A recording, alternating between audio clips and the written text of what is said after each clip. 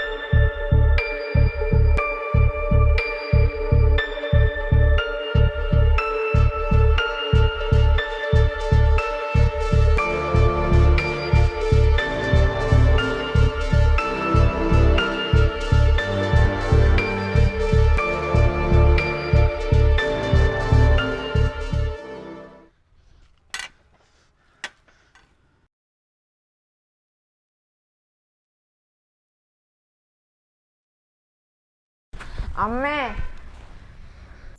ആ ആദ്യം നീ വന്നോ? എന്ത് പറ്റി ആദി?